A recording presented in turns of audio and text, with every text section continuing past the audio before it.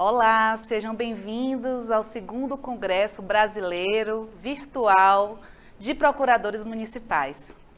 Eu sou Lilian Azevedo, sou vice-presidente aqui da ANPM e procuradora do município de Salvador. Estou muito feliz hoje com esse painel e temos aqui a oportunidade de estar falando das parcerias, do marco regulatório do terceiro setor, da Lei 13.019, juntamente aí com temas extremamente relevantes para que a gente possa entender, principalmente, qual é o papel dos procuradores e procuradoras do município nesse contexto. Eu, por muito tempo, sempre trabalhei na área social e atuei muitas vezes no consultivo, lá da Procuradoria de Salvador. E o que é que acontece? A gente costumava a brincar que existia assim, o padrão convênio. E esse padrão convênio, que muitas vezes trazia legislações esparsas, enunciados, normativos, desconexos, muitas vezes com a política pública, fazia com que, na prática, muitas das políticas públicas locais, da saúde, da educação, da assistência social, da cultura e de tantas outras, realmente não tivesse a efetivação concreta nos municípios. E foi quando eu tive o contato com o Mirossi, com o marco regulatório, e nessa caminhada pude conhecer essa pessoa fantástica que é a nossa palestrante de hoje.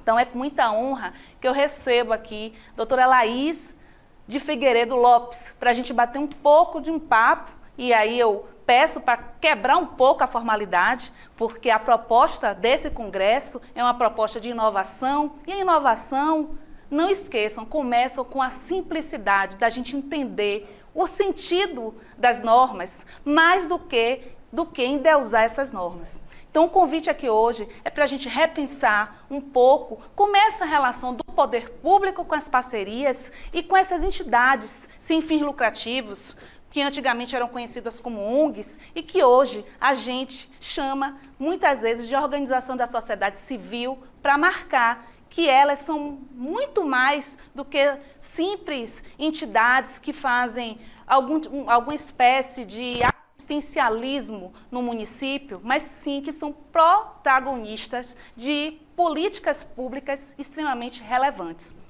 Então, eu trago aqui doutora Laís de Figueiredo Lopes, uma grande amiga, seja muito bem-vinda, doutora, a esse espaço, certo? E vou aqui oficialmente apresentá-la. Doutora Laís de Figueiredo Lopes é doutoranda em Direito Público pela Universidade de Coimbra, em Portugal, e mestre em Direito pela Pontífice da Universidade Católica de São Paulo. Foi ex-assessor especial do ministro da Secretaria de Governo da Presidência da República, em 2011 a 2016, para o marco regulatório das organizações da sociedade civil no governo federal. Ela é professora da PUC, pesquisadora vinculada ao Núcleo de Estudos Avançados do Terceiro Setor, da mesma faculdade, conselheira do Conselho Consultivo da Ouvidoria Geral da Defensoria Pública do Estado de São Paulo. Foi integrante do Conselho Diretor em 2011 a 2014 e do Conselho Consultivo em 2014 ou em 2004 a 2011, da International Center, em Washington, Estados Unidos, organização internacional que atua na regulação do campo das entidades sem fim lucrativo, participação social e filantropia em mais de 100 países. Doutora Laís é uma referência na temática que envolve o terceiro setor, então é uma honra muito grande a gente estar aqui bebendo um pouco da fonte das suas lições, doutora. E aí eu passo oficialmente a palavra para a gente conversar um pouco sobre o tema. Muito obrigada, Lilian, por essa recepção calorosa. Eu queria mesmo era estar aí junto com vocês, né, para poder dar um abraço. A gente teve aqui uma antessala de palestrantes, eu brinquei que sinto falta de um cafezinho, né, dessas conversas que a gente tem pessoalmente, que são tão ricas, né? Mas parabenizo também a execução desse congresso virtual. Acho que a tecnologia avançou bastante, nos ensinou bastante, e a associação está de parabéns aí por toda a execução desse segundo congresso virtual da Associação Nacional de Procuradores Municipais. Eu, então, falo desse lugar, né, de ter participado da regulação do campo das organizações de sociedade civil durante 5 anos na Presidência da República, mas sou advogada já há mais de 20 anos nessa área.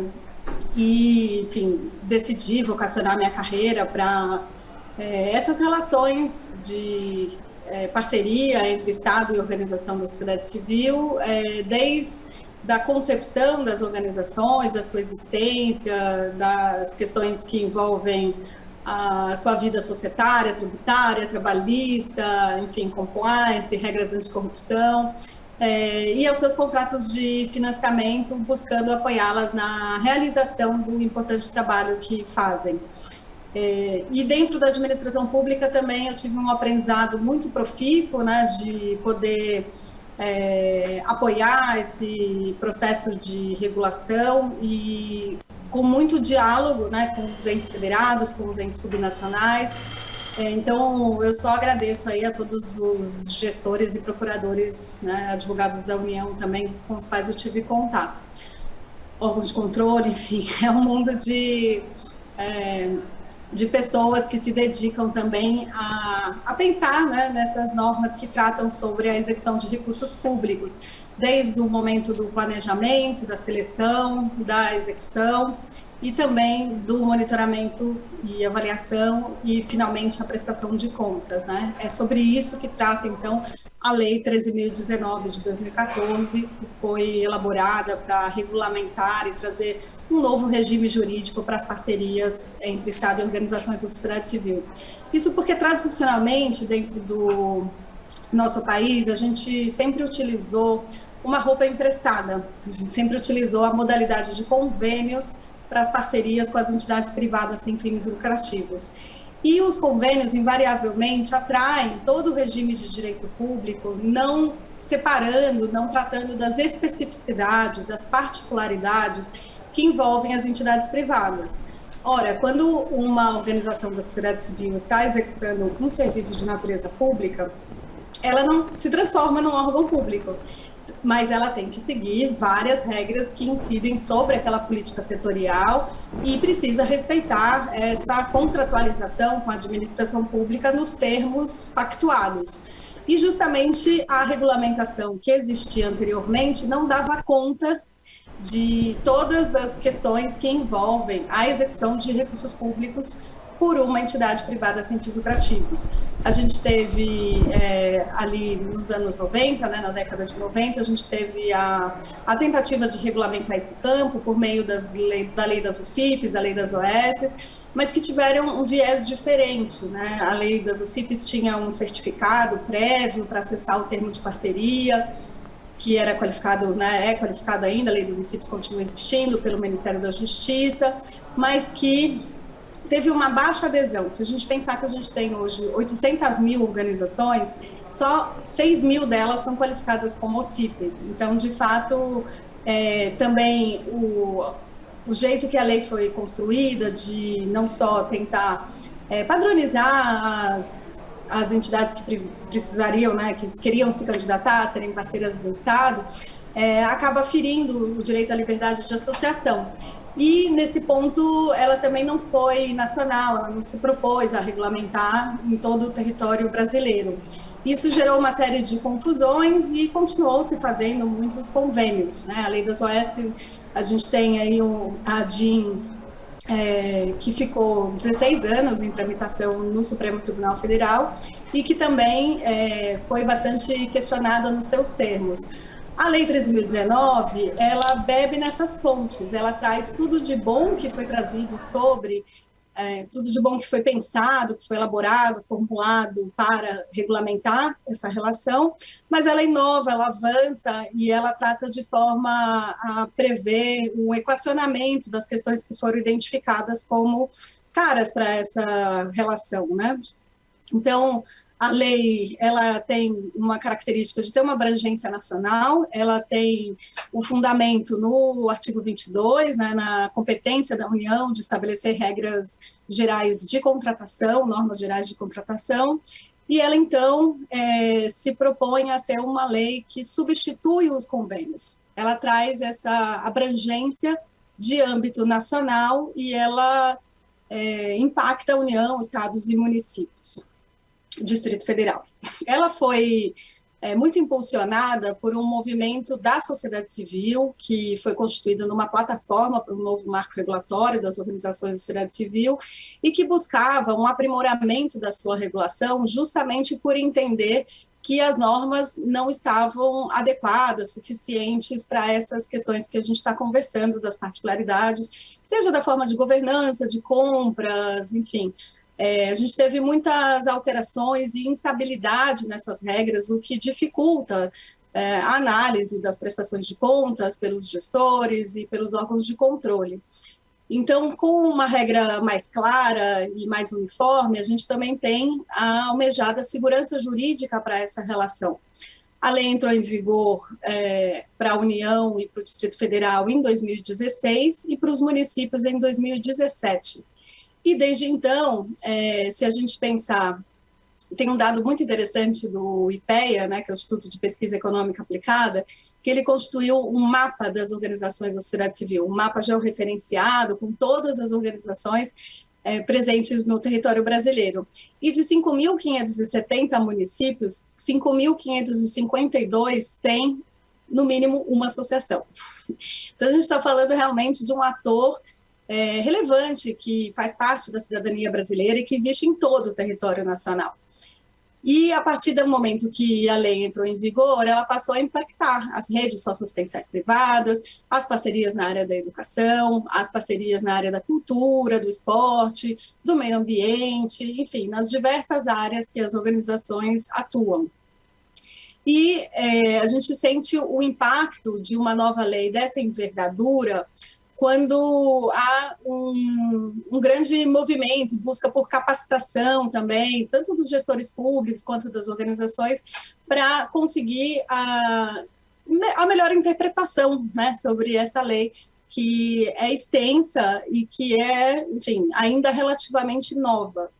Existe um mapeamento de um instituto que chama OSC Legal, que tem tentado compilar, sistematizar os decretos municipais, e eles têm lá um conjunto de 500 e poucos decretos, né, mapeados, mas pode ser até que existam mais, né, nesses decretos. Era importante até ter esse diagnóstico, conversava um pouco com a Lília antes desse momento aqui com vocês, sobre a possibilidade até da Associação Nacional dos Procuradores Municipais sair à frente na busca desse diagnóstico do cenário de como anda a implementação do MIROSC nos municípios brasileiros, especialmente pensando no papel da Procuradoria nessa implementação.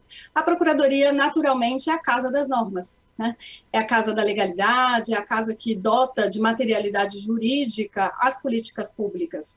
Então, é bastante importante que os procuradores municipais também conheçam dessa legislação com a mesma propriedade, com a mesma, enfim, sabedoria que lidam com a Lei 8666, que agora recentemente foi também alterada, né, substituída pela nova Lei de Licitações. A gente tem aí uma alternativa, né, e um caminho diferente que não é da mesma natureza, porque a gente não está falando de uma prestação de serviços pura e simples, e sim de uma parceria. A lei trouxe conceitos novos, né? A gente não tem mais o fiscal do convênio, a gente tem o gestor da parceria, a gente tem, enfim, o parceiro público, o que corresponsabiliza a administração pública também nos resultados que foram pensados e que devem ser alcançados. Nesse sentido, a gente destaca o quão importante é que o procurador, a procuradora municipal também possa apoiar esse processo, não só de fazer análise sobre os problemas, mas de antecipar os problemas, de pensar desde o momento de formulação dessas possibilidades, das potencialidades de parcerias, por meio, inclusive, dos documentos padrão, que precisam ser customizados pelas secretarias municipais, para que a gente possa ter um bom processo de pactuação desde o início. Muitas vezes a gente fala que o problema dessas parcerias com as ONGs está sempre na prestação de contas. mas, na verdade, muitas vezes esses problemas acontecem por uma ausência de um bom planejamento, por um vício no processo de seleção e celebração, que hoje obrigatoriamente passa por um chamamento público, que não é igual, né, a uma licitação. A gente não busca necessariamente o menor preço, a gente busca o melhor projeto, a melhor atividade a ser executada dentro do município, com outros critérios que podem ser trazidos para dentro do processo de uma forma mais inovadora. Muitas vezes o problema está na execução, é um desafio da interpretação dos técnicos ou da organização, e que com uma boa orientação, inclusive com a ideia do monitoramento e avaliação constante, a gente possa ter uma prestação de contas que gere melhores resultados, e que seja um clique no sistema, é o sonho de consumo, é a intenção do Miroski, é que a gente possa fazer esse processo acontecer de uma maneira melhor e mais segura para todas as partes, né? E nesse sentido, tem algumas experiências que seria interessante, inclusive, que a gente pudesse mapear mais experiências, mas tem algumas que já se destacam, né? A principal delas que eu queria aqui comentar com vocês, a gente já teve a oportunidade de conversar sobre isso, enfim, em outras ocasiões, com diversos procuradores municipais, mas é a experiência do município de Belo Horizonte. Belo Horizonte construiu, dentro da Procuradoria, um processo bastante interessante de liderança da implementação do marco regulatório das organizações da sociedade civil. Ali foi feito, então, uma gerência de apoio às parcerias, foi instituído a ideia de ponto focal do executivo, né? Então, quem vai ajudar a dirimir as dúvidas, a ajudar nesse planejamento jurídico do que deve acontecer para que essa lei possa ser implementada e possa rodar as parcerias de uma maneira positiva, né?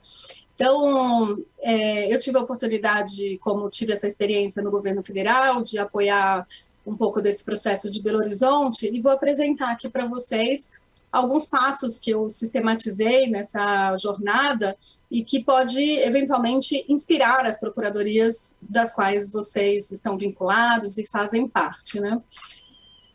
Rapidamente aqui,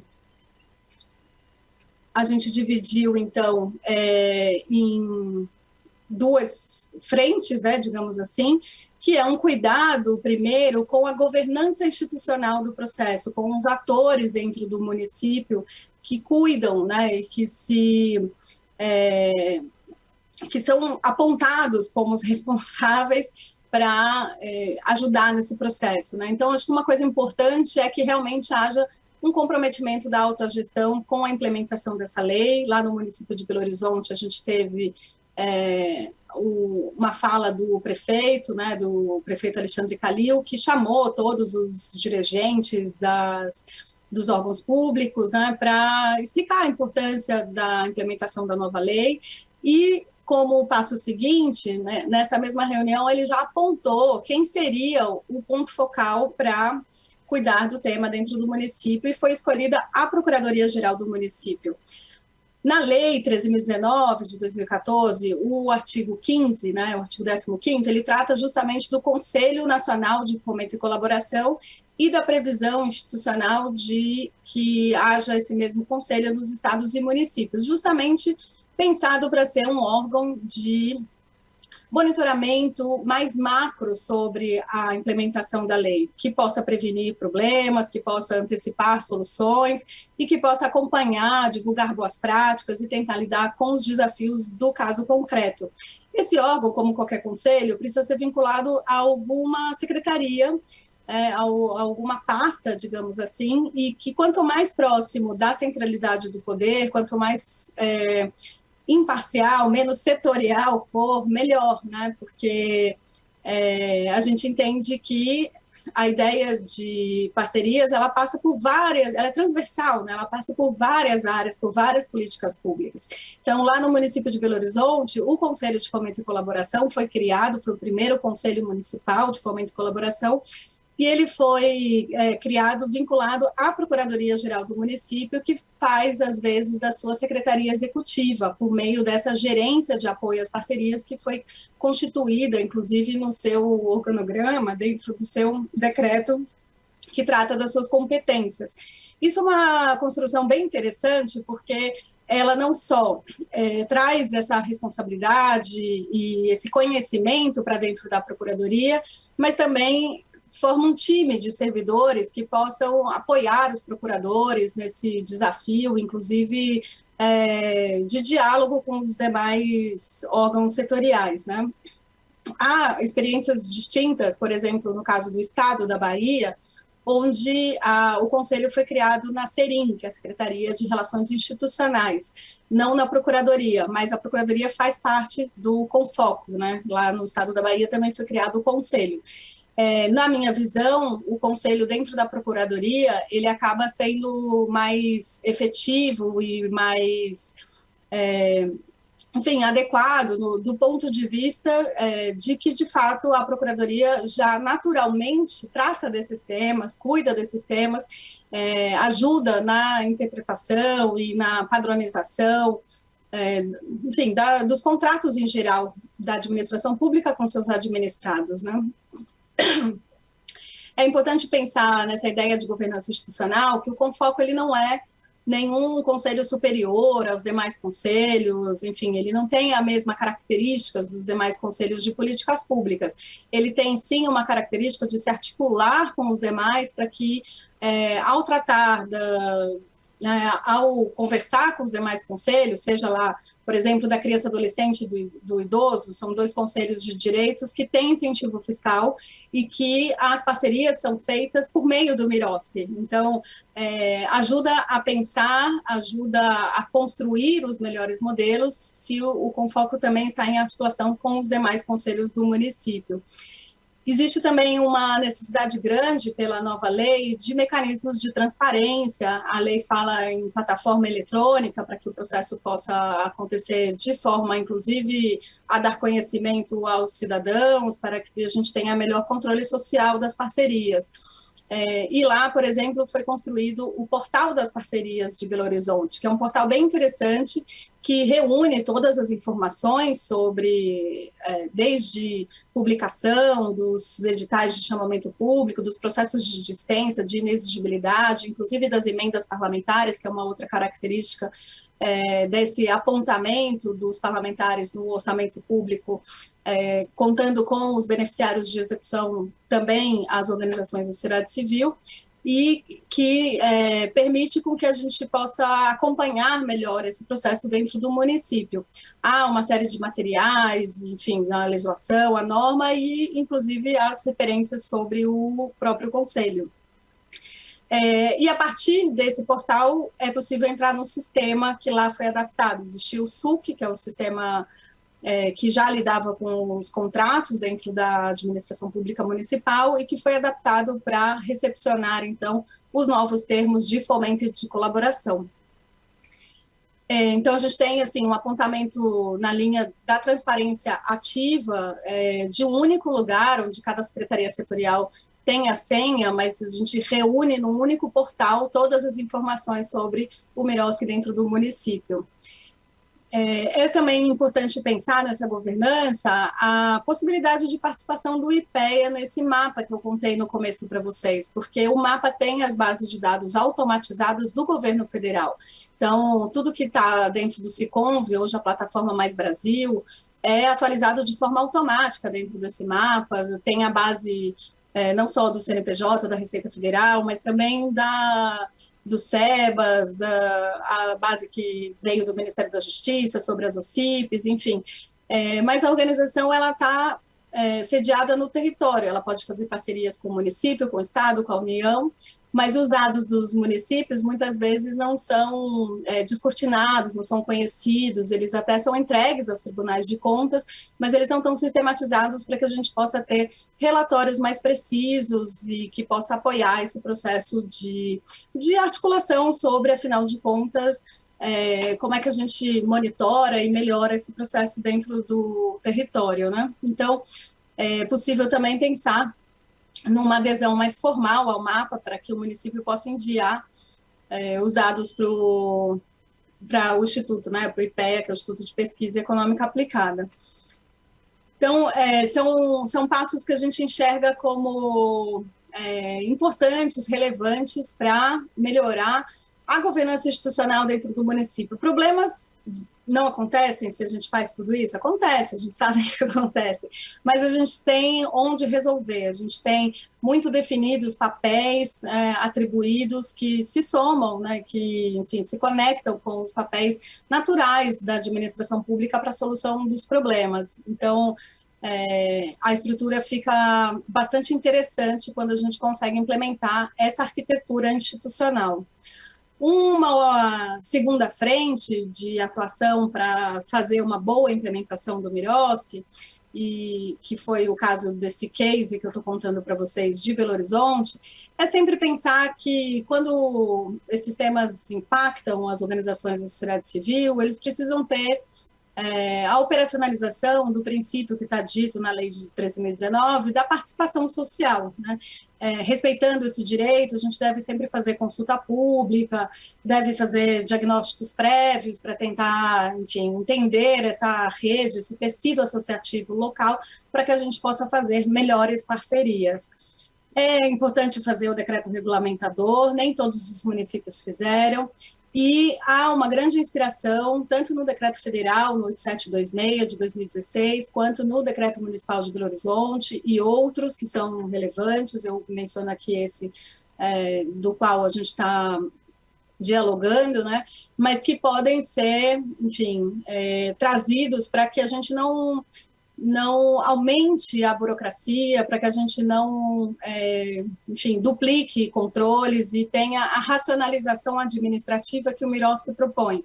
O Miroski desloca os controles de meios para controles prévios e controles de resultados. Então, a gente tem realmente um processo de planejamento da pactuação bastante robusto, justamente para que a gente possa ter uma execução guiada no plano de trabalho que foi elaborado anteriormente. Então, isso é interessante porque descortina algumas questões de gestão pública, como a necessidade de melhoria dos indicadores, das políticas públicas, e, enfim, a necessidade de aprendizado sobre a elaboração de metas, e, enfim.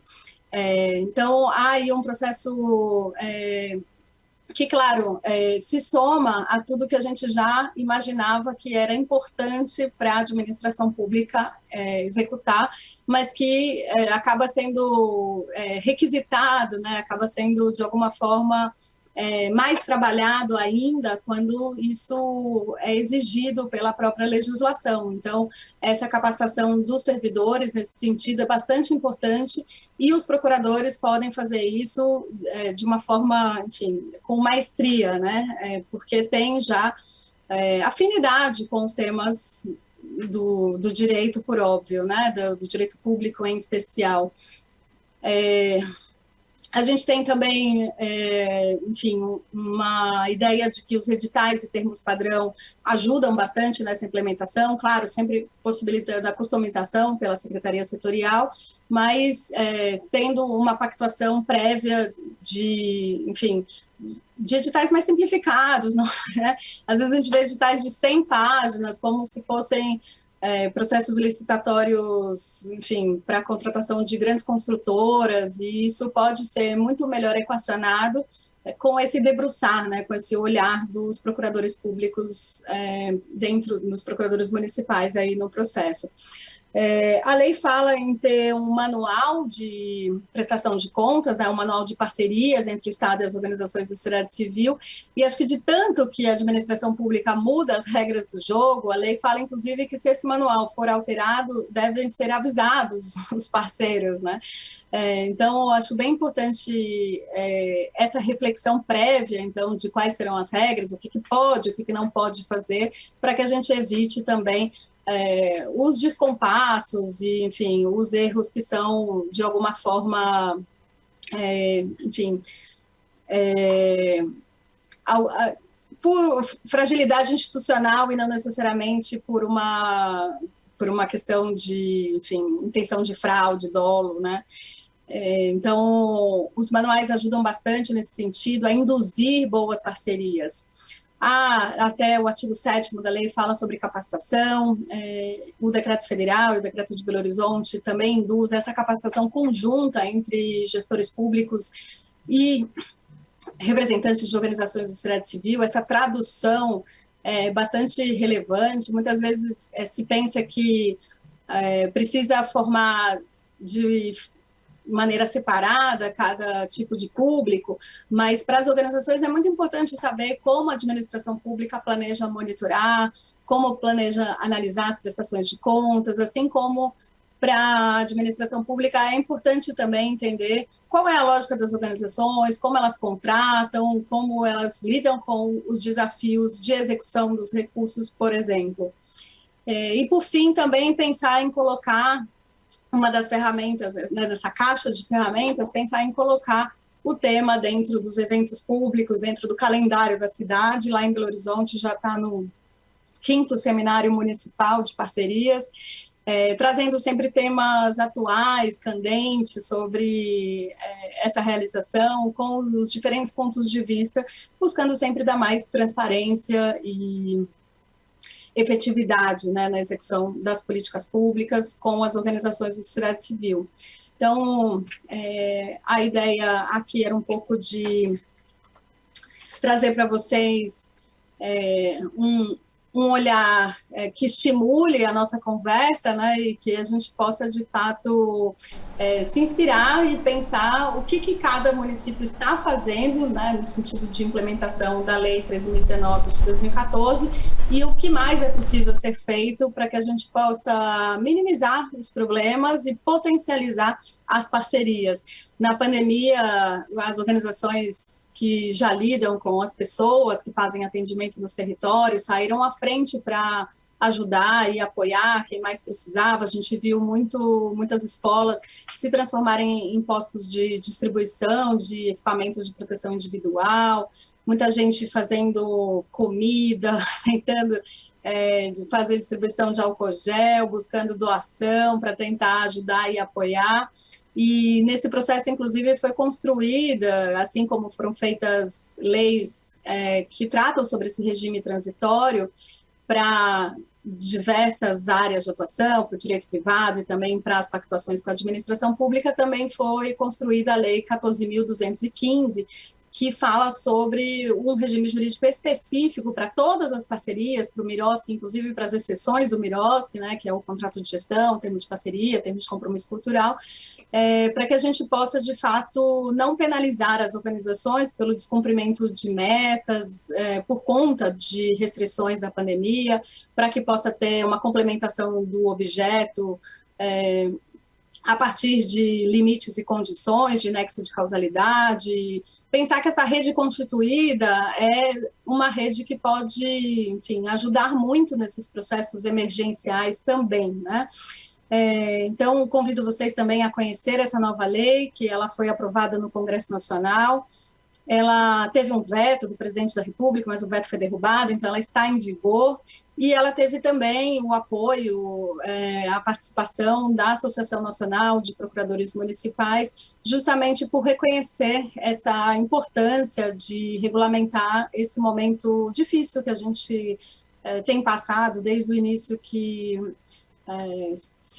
começou de forma mais impactante aqui no Brasil a pandemia do coronavírus, e que a gente tem, enfim, ainda que a gente ainda está passando, né? Então, me solidarizo aí com todas as famílias que perderam seus entes e, de alguma forma, enfim, enalteço o trabalho de vocês que tiveram que lidar com essas emergências de toda a natureza, de toda a ordem. Espero que essa lei possa ajudar e apoiar o trabalho de vocês, no caso concreto, quando se fala das parcerias. Ela veio um pouco atrasada, porque o processo legislativo foi bastante duro, né? E, enfim, ela foi aprovada com larga escala na Câmara e no Senado, mas acabou sendo não uma proposição do Executivo como veio nas demais questões, né?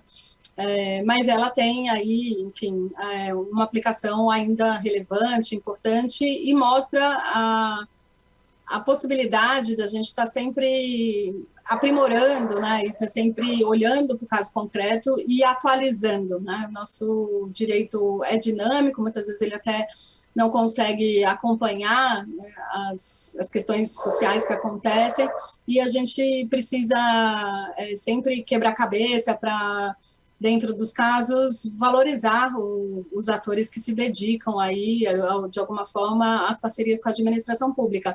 Não são parcerias simples, é sempre um risco para uma organização também fazer uma parceria com a administração pública, por isso é importante que as regras do jogo sejam claras para ambos os atores, né? Tanto para os servidores públicos, para eles, os gestores em geral, para saberem os limites da sua atuação, quanto para as organizações. E eu entendo que o papel do procurador é fundamental nesse sentido. Por isso, me inspiro muito no trabalho da Línia, que lá em Salvador, ela mesma pode contar, né? Mas ela também, dentro da Secretaria de Assistência, como uma procuradora lotada numa secretaria setorial, e que depois, enfim, assumiu o cargo de gestão, inclusive, pôde lidar com esses temas da implementação do MIROSC, e hoje na Procuradoria, de volta, digamos assim, a Procuradoria Central, coordena um grupo de estudo bastante relevante aí que lida com esse tema das parcerias. Essas iniciativas são bem importantes de serem conhecidas, então acho que a Lília vai contar um pouco mais para vocês, da ideia da gente fazer uma pesquisa sobre isso, e quem puder, enfim, se engajar e se conectar, fica o convite aqui para conhecer mais sobre esse tema do terceiro setor, que, enfim, é tão potente aí para a gente fazer coisas de interesse público que sejam de fato relevantes para a nossa população. Eu agradeço e fico à disposição. Perfeito, Laís, a sua exposição, como sempre, eu aprendo demais, né, com Laís Lopes. Eu brinco com ela que esses 12 passos que ela traz, praticamente é 12 passos que a gente quer, né, cada vez mais tomar para si. E eu já estou vendo aqui, já tem um pedido aqui no chat de um colega, procurador do município de Porto Alegre, Laís, pedindo, se possível, para você disponibilizar essa apresentação, e aí, se for possível, eu faço chegar ao colega. Mas, enfim, esse tema do marco regulatório das organizações da sociedade civil, e lá isso foi falando aí, foi passando um filme na minha cabeça, eu gosto de fazer algumas ponderações, porque eu realmente sou uma entusiasta desse tema. E pensando no papel do procurador do município em relação a esse tema, eu acho que a primeira coisa que me vem à mente é que nós estamos ali ao lado das gestões municipais das cidades, né? De uma certa forma, conduzindo e demonstrando, sendo farol de como melhor aplicar a política pública e efetivar, afinal de contas, os direitos fundamentais ali da cidade, com todas as questões e demandas complexas que acontecem em nossos municípios. Então, quando a gente pensa no marco regulatório da sociedade civil, Laís, eu me lembro de cara, já que você trouxe aqui o exemplo de Porto Alegre, do ex-procurador-geral, né, doutor Tomás de Aquino, enfim, em uma das inúmeras palestras que eu assisti dele, ele traz a ideia de que o MIROSC, na verdade, abre um marco, abre uma oportunidade para que vários setores, né, vários espaços de poder, seja Procuradoria, seja Defensoria, Ministério Público, Tribunal de Contas, passe agora a olhar, né, para as questões que versam em relação às organizações da sociedade civil, né, essas entidades sem fins lucrativos. Porque a bem da verdade é que há muito, e quando você pensa que a Lei 8666, em apenas um artigo, o artigo 116, era que tratava de uma relação tão complexa, com tantas nuances, e tratava de uma forma totalmente equivocada, porque elas tratavam como se essas entidades fossem, de repente, ou uma parte, né, do próprio governo, ou uma empresa, como a característica, a natureza das relações que estão na Lei 8666. Então, a verdade é que você começa a ter ali algumas leis, né, como a Lei da OS, a Lei do OCIP, mas você ainda não entende, vamos dizer, no mundo jurídico, nem mesmo nas academias, como é que se dá essa relação de parceria. E se é que, de fato, é uma parceria, né? Porque é uma parceria que você, de repente, você não escuta as entidades. É uma parceria onde você, como trouxe aqui Gustavo, ele num dos comentários, ele dizendo, poxa, muito importante, porque isso é uma forma de uniformizar a questão no município. Mas eu vivi situações, Gustavo, que mesmo dentro do município, em secretarias diversas, você tinha regras diversas para estar regulamentando uma mesma parceria. E outro ponto que eu gosto sempre de chamar a atenção é nossa responsabilidade como procurador e procuradores municipais nesse cenário. Por quê? Eu que vim, como Laís trouxe aí um pouco, da área social, trabalhei de perto com várias políticas sensíveis da cidade, você começa a observar aquela fila ali, muitas vezes, do Bolsa Família, ou você começa a observar as entidades que tratam de pessoas em situação de rua, de crianças, de violência contra a mulher, de cultura, ou seja, de tantos temas sensíveis da nossa cidade, e você começa a perceber que essa política, por mais das vezes, ela não flui por uma burocracia violenta, uma burocracia que acaba trazendo uma segunda violação aos direitos fundamentais dessas pessoas. E você, numa análise, numa autocrítica, você pergunta a si mesmo, e eu, o que é que eu tenho a ver com isso? Será que nós, procuradores e procuradoras, temos alguma coisa a ver com isso? Será que quando nós analisamos editais, que estão ali de uma forma não acessível a essas entidades, ou que trazem regras, como eu vi recentemente alguns decretos, que tem um avanço de se ter um decreto, de repente, em um determinado município, mas esse decreto parece uma sopa de letrinha, porque esse decreto traz regra da 13.019, traz regra da Lei 8.666, então mistura todos os conceitos e, no final de contas, não traz algo efetivo que só faz complicar a aplicação dessa política pública. E o marco regulatório, o MIROSC, ele não se resume à Lei 13.019. Ele, na verdade, ele tem uma proposta que traz ideias de capacitações de conhecimento, traz a ideia da lei em si, da contratualização, e traz a ideia da análise quanto à sustentabilidade e à certificação dessas entidades. Então, é necessário que nós aprofundemos nesses temas e nos apropriamos dele cada vez mais, com discussões sobre o tema, mas, sobretudo, numa análise de diálogo com essas organizações, que, como Laís bem trouxe aqui, elas são também, assim como o poder público, detentoras de uma expertise, muitas vezes, que vai além do que o próprio município. Porque essas organizações, muitas vezes, estão em comunidades e são referências onde o município não consegue acessar. E já que nós estamos aqui num tema de um congresso, que é a análise da Procuradoria em tempos de crise, com desafios e oportunidades e inovações, a gente tem que entender que essa inovação passa também por uma postura mais preventiva, de um controle efetivo de resultado e de uma análise de como a gente pode, através de um diálogo com essas instituições, que eu repito, são protagonistas nesse cenário, construir uma melhor solução.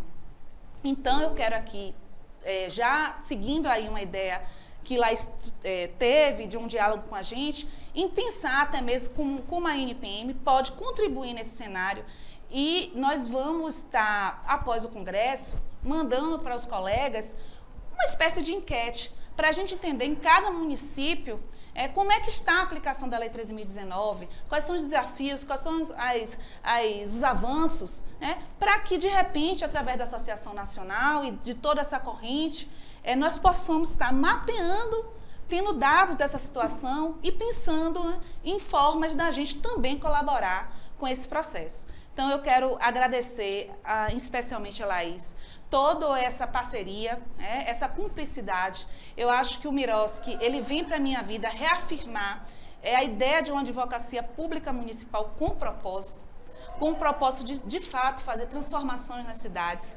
E a Lei 13.019, por certo, é um bom caminho para a gente trilhar com princípios, fundamentos e regras, para a gente ter realmente construções de parcerias efetivas com o poder público e com as organizações da sociedade civil. Então, eu agradeço, passo a palavra aí para a Laís Lopes, para ela fazer suas considerações, ficam até breve, viu, Laís? Porque você ainda vai muito voltar a esse espaço aqui da INPM. Você sabe que eu não chego no lugar sem trazer o MIROSC, para a gente estar aí dialogando e trocando e construindo juntos essa história aí nas nossas cidades. Vou passar a palavra aí de volta para você fazer suas considerações. Muito obrigada, Lília. Eu, queria aqui, de fato, lembrar e agradecer o Procurador-Geral do município de Belo Horizonte, que foi quem possibilitou construir toda essa história, que era o Tomás de Aquino. Então, assim, às vezes para isso acontecer também precisa ter a pessoa certa no lugar certo. O Tomás foi muitos anos foi promotor de justiça na área de fundações e ele sempre teve uma visão mais ampla do que só a missão de fiscalização, mas entender que ele também tinha uma missão de apoio, né? Então ele criou lá o CAOTES, que é o Centro de Apoio Operacional ao Terceiro Setor, e fez um trabalho belíssimo no estado de Minas Gerais, e quando foi convidado para ser procurador-geral do município, fez essa exigência de se responsabilizar por implementar a Lei 13.019 de 2014. Foi quando ele me chamou para apoiar no processo lá em Belo Horizonte. Então, eu acho bem importante, enfim, as pessoas que estiverem também em posição de poder, que tiverem acesso ao procurador-geral, à procuradora-geral do município, levar essa visão do quão potente é quando a gente, de fato, tenta fazer ações de gestão pública para melhorar a implementação de uma lei dessa envergadura, né? E que precisa de tradução de gramática, e que precisa de tradução de espírito, né? E que precisa, de fato, construir bons casos concretos, inclusive cuidar da transição, né? A lei, por exemplo, trata do processo de autorização expressa, de uma regra que não existia de forma clara antes, sobre a remuneração das pessoas, com todos os encargos sociais inclusos, e às vezes a gente tem aqueles convênios históricos de muitos anos, né, que não previram nos seus planos de trabalho, nos seus orçamentos, a verba rescisória, o que faz com esses funcionários, né? Então, assim, tem vários desafios que, para além de tudo que o Miroski traz, eu brinco que o Miroski resolveu um monte de problema e trouxe outros, né? Porque ele acaba que, no caso concreto, a gente acaba descortinando diferentes questões da transição e da atualidade, né? Na interpretação. Então, enfim, Tomás também já tinha me feito um convite para vir, né? Até por isso eu falei que no começo que já tinha estado com vocês antes aqui também no congresso para contar um pouco dessa experiência, mas foi no congresso presencial que aconteceu lá no município de Belo Horizonte, e eu disponibilizei aqui no chat, pedi à organização do evento que disponibilize para vocês uma série de links de livros, de artigos, enfim, sobre esse material de Belo Horizonte. Hoje eu apresentei de forma resumida, mas a gente fez uma publicaçãozinha que conta um pouco essa história. Então, a ideia é que vocês tenham acesso a esse material, até, enfim, os livros que a gente produziu na época na Presidência da República, outros materiais mais atuais. Agora, tem uma pesquisa da GV também que eu gosto muito, sobre a implementação do Miroski, que foram 3 anos de pesquisa que a GV Direito fez sobre a implementação do Miroski no território nacional inteiro, né? Então, assim, acho que essas questões que a gente está conversando ali, tem vários links de aprofundamento, inclusive textos de migalhas, jotas, que a gente andou escrevendo nos veículos especializados jurídicos, sobre questões como a não aplicação da lei de licitações, as parcerias e etc., né?